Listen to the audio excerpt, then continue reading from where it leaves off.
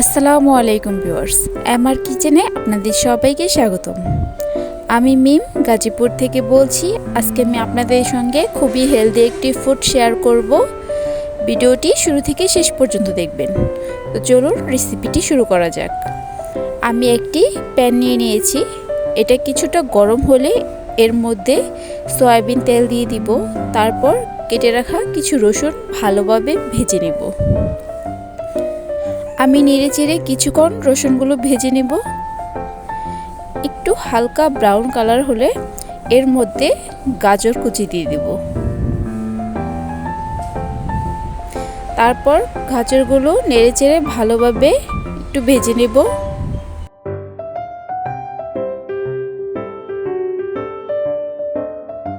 নেড়েচেড়ে গাজরগুলো ভালোভাবে সিদ্ধ করে নিতে হবে। তারপর এর মধ্যে হালকা লবণ ছিটিয়ে দিতে হবে। আমি আগে থেকেই গাজরের সঙ্গে লবণ মেখে রেখেছিলাম, এর জন্য লবণ বেশি দেওয়া যাবে না, তাহলে এটা তিতা হয়ে যাবে। তাই সামান্য পরিমাণ লবণ দিয়ে এটা নেড়েচেড়ে হালকা সিদ্ধ করে নেব।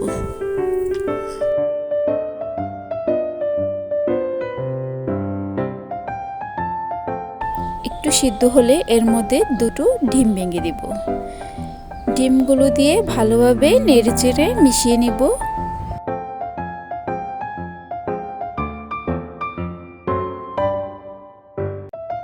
অনবরত নেড়েচেড়ে ভালোভাবে মিশাতে হবে। এর মধ্যে নুডলসের মশলা দিয়ে দিব। তারপর কিছুটা অরিগানো দিব। অরিগানো দেওয়ার পর নেড়েচেড়ে ভালোভাবে মিশিয়ে নিব।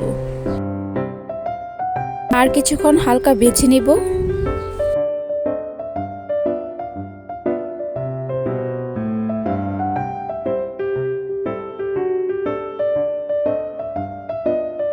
এই পর্যায়ে এর মধ্যে কিছুটা টমেটো সস দিয়ে দিব। তারপর নেড়েচেড়ে ভালোভাবে মিশিয়ে নেব।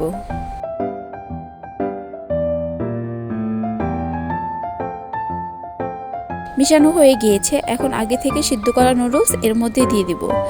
তারপর একসঙ্গে ভালোভাবে মিশিয়ে নেব।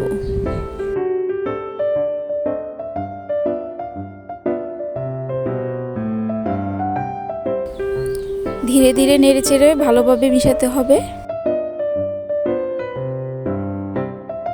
মিশানো হয়ে গিয়েছে, নুডলসগুলো রান্না হয়ে গিয়েছে।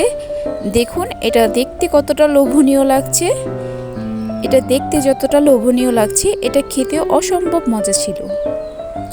ছোটরা বড়রা সকলে এটা অনেক পছন্দ করবে। আপনারাও এভাবে ট্রাই করে দেখতে পারেন। ভিডিওটি ভালো লাগলে একটি লাইক, সাবস্ক্রাইব করে পাশে থাকবেন।